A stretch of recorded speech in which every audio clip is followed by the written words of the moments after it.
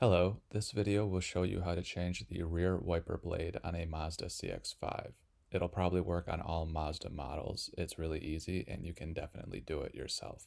Come to the back wiper blade and you can see that if you try and pull the blade up, it won't come back far enough. So you need to remove this cap first. Once the cap is off, you can pull the blade all the way back. Then take the old wiper blade, bend it back a little bit, and it'll pop right off. I bought this wiper blade from Amazon for about $13. There is a link in the description. It is a universal blade, so it fits multiple vehicles. For Mazda vehicles, use the R1 attachment.